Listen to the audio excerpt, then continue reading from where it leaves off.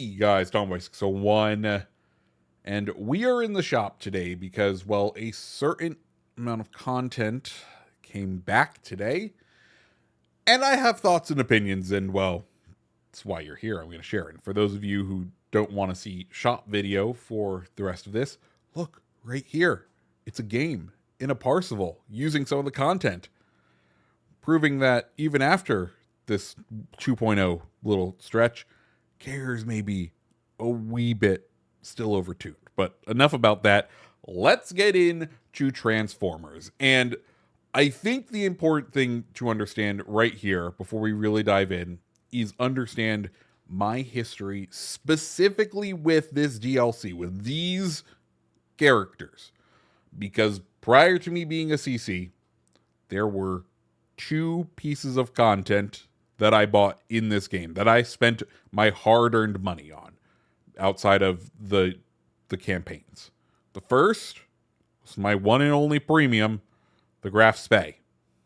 The second was the Iowa and Optimus Prime bundle of content, because I love Transformers so much. I love the franchise, and it was something that I really wanted. I didn't even have Iowa unlocked. I think I only had like New Mexico at that point. So understand how early I was into this game, and where I had no real right to buy this content, because I didn't understand really what I was buying. Because, well, let's start with Optimus Prime, because, well, he's an American battleship commander, but he probably wouldn't be your first choice to pilot Iowa.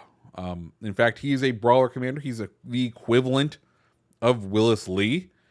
And, well,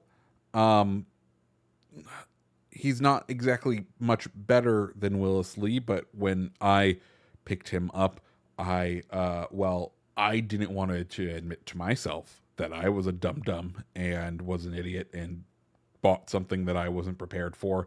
And I sunk all of my commander resources into him, thinking, oh, he's going to be great. I just need to get him up to 16. And he wasn't, up until Massachusetts came out and we finally had a secondary kind of based American battleship. And then I felt better about my decision, and I still use him to this day because, well, I spent real money on him and I'm going to use him, even though let's go ahead and compare and contrast to Willis Lee. Optimus's base trait is Reconstructor. It's going to reduce the cooldown time on repair parties, which is nice. Compare that to Willis's, which is going to reduce the cooldown time on damage control parties, which I think might be a little bit better because you're going to use them a bit more often, and reduces flooding damage, which could absolutely hurt you real bad. The other unique thing for Optimus Prime is going to be his unique skill, Revocation Protocol, reduce fire duration, which was useful at the time, I will admit. But if we go down here, they added this skill, and it's much better. Also, the other thing with Revocation Protocol is reduces the observation seaplane cooldown time, which are really useless now. And this kind of brings me to my big thesis for this video. Pretty much all of these commanders were one time, some of them were useful, but they have now been power crept. We are in a free to play game, and as a result, power does creep over time, and now I don't think any of these commanders are particularly the meta-defining commanders. Some of them once were, and I don't think really any of them are worth your hard-earned money at this moment. Let's continue on our deep diving analysis with Bumblebee. Bumblebee, he's an American destroyer commander. His base trait is going to lengthen engine boost duration, which, hey, if he was a French commander, I feel like that might be really useful and really cool to use. But he's not.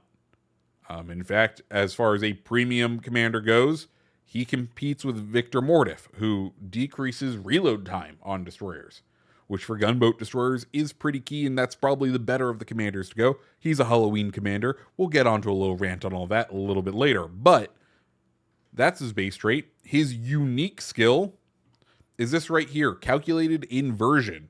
It's going to reduce the rudder shift time while in smoke and increase the engine power while in smoke, i.e. you're going to get basically that second mod slot, whether it be engine or prop mod, both added to your ship while you're in a smoke screen for the cost of 30% of the duration of the smoke screen. Of course, one of the strengths of American destroyers is the length of their smoke screen. So you're going to give that up for what is essentially a easier, oh shit, I've spent too much time in the smoke screen and torpedoes are coming, this is going to help me dodge ability. That is what Bumblebee offers. Not particularly meta-defining, not something I think anyone really needs at this moment. Moving on to Megatron.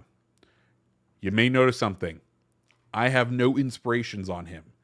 That's because I've never put him on a ship to actually use, because I think there are way better German battleship commanders out there. The only thing I really find useful on him is this, the base trait, which is going to boost the main battery range on battleships. There's two uses for this. One, you want to meme build champagne, and you want to pay the premium to be able to meme build it to the max, which gives you, which you need to be able to get the champagne out to the ridiculous ranges that it so desires. The second option for this is I find this skill particularly useful when paired with a commander who has Brawler, because of course the negative result of Brawler is it decreases main battery range by 10%. This we can recover 6% of it. So more than having the downside to Brawler. That is nice. Those are the only two reasons I think Megatron is useful, and it's not to put him on a ship, which isn't great. Let's move on to Rumble. And he's going to have a similar story here. I think there's better commanders. I think Sergio Splendito, another Halloween commander, is a better Russian destroyer commander. And you may say, Tommy, but you have a build on this one. And yes, this is my full dispersion build, because, well, we have Vine and Nobusaru Sanu, and this skill down here, which also buffs incoming dispersion. We're trying the maybe we can't get hit skill. Also, he has calculated inversion as well as his unique skill. The only good use for Rumble is going to be his unique, or his base trait, which boosts main battery range for destroyers. That's useful, especially for the Russians. So good on that for like nation archetype and base trait working together, working in conjunction, having synergy, I think the word is. But beyond that, I'm not too big of a Rumble fan. I'm sure there are some people who are, but not a big Rumble fan. Then we get on to Grimlock, which he really had nothing going for him when he released. And at least now you could maybe build him into a secondary commander for Flanders, because he boosts enhanced secondary targeting cooldown, which is like a nice effect, but it doesn't, I just don't think it's really the best, especially when you have the other pirate who boosts the damage. But then again, Flanders doesn't really have enough big guns to really boost with the damage. That's another one of those, like, the buff doesn't really go with the nation, because the nation's couple of secondaries aren't thick enough to really do damage at the tier, so it doesn't make sense. Oh, sorry, and his other secondary skill is Sharpshooter, which increases main shell battery grouping when you have enhanced secondary targeting, which, hey, that could be a weird meme build that you use a couple of times a match, but given French dispersion, even if you get perfect dispersion on those, like, 3 shots, I don't think it's gonna be worth it. Then we get on to Hot Rod, who is my meme build for Tiger 59, simply because one of the main redeeming qualities of Tiger 59, actually, I'm a Tiger 59 apologist. I do really enjoy Tiger 59, but one of the main points to Tiger 59 is the radar. So this is going to reduce the cooldown on that radar. And then this right here is going to increase the duration of the radar, which is really nice, especially when you're playing Tiger 59, which is very much a support cruiser. So this kind of works with that. Beyond that, I think you have much better light cruiser commanders for the Brits. Then on to Soundwave, one who I used to say was the best for the Italian cruisers, but now with Azur Lane Zara out and about in the wild, is Soundwave worth it? No, I don't think it is. Yes, it is nice to boost the torpedo detectability range because none of the Italian cruisers have sonar, and well, now their planes won't spot anything easier either. So that does help a little. That is I guess a buff for him. And then increasing the duration of the smoke screen is kind of nice. So that's what we have with Soundwave. Like I said, I think he used to be like my go-to, but ever since Azur Lane Zara came out with its buff to SAP, I prefer the SAP damage over pretty much anything else. Final commander here is Starscream. You're seeing me use him down in that footage down below. His base trait is all about aircraft cruise speed, which is nice given we've seen how effective boosting aircraft cruise speed has been with these buffs to the carriers and how important that can be. But then his inspiration is all about return speed. Wait, was the other one return speed or just regular speed? Aircraft cruise speed, yeah. Then Inspired Run is all about aircraft return speed. And this used to be way more important, but it isn't anymore because we installed 3D printers on all of our carriers in this game. You don't need to worry about getting that squadron back in order to have enough to send out the next squadron anymore, right? Now you have plenty of time, and sometimes the amount of planes you end up losing on any one run is already replaced, and I guess technically they have to fly out into the distance because, when you take off a flight of planes, it instantly starts that timer of regenerating the planes, even though technically you have a full hangar already. But anyways, with all that said, Starscream, not really useful.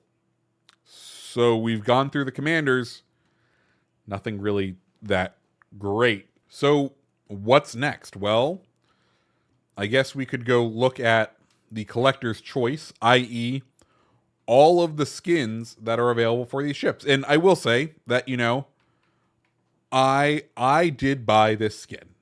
This was something I bought with my hard-earned money, and I really enjoyed it, even though I didn't have access to the ship to begin with, right? But I don't think anything is particularly special other than I think of all the skins, Parseval's the Parseval skin is the coolest, just because you get F-15s as your strike aircraft, and that's dope as hell. Like I enjoy that from a stupid amount from someone who has enjoyed the Transformers content and enjoyed the franchise. Like there are some things in here that I enjoy, but I don't think any of these are really, really super important to try and get. So what does that mean when there are other options? Well, if you wanted another way to earn these things, you could go and purchase yourself a crate. Let's go ahead and take a look at those drop rates right now, because they aren't that great. They really aren't. You have a 20% chance of getting one of the skins, a 15% chance of getting one of the commanders, which is like probably what you would want, a 12.5% chance of getting Decepticon camos, a 12.5% chance of getting Autobot camos, a 10% chance of getting 75,000 Commander XP, 10% chance of getting 7 days of premium account time, a 10% chance of getting 7 promotion orders, a 5% chance of getting 15 promotion orders, a 2.5% chance of getting 1 commendation, and a 2.5% chance of getting 1 insignia. And that's what there is in these crates. Not exactly the best. And like, of the desirable things in there, I think you could say it's the commanders and the skins and maybe the camos. I do enjoy those camos, but they're not a highlight. But I think of the desirable things, there's like 22 things that you may want to pull, and you don't really have the best chance of them. So the crates I would not suggest buying. So where does that leave you with the Transformers content? Well, unfortunately, I would just say skip it. Let it go. Leave it by the wayside. There are better commanders that are usually available right around Halloween. The Transformer stuff I feel like comes back once or twice a year. Given the current state of the game and the current state of these commanders, I don't think any of them are particularly worth it to go after anymore. So if I were you, I would just hold off, save your money, and enjoy spending it on something else.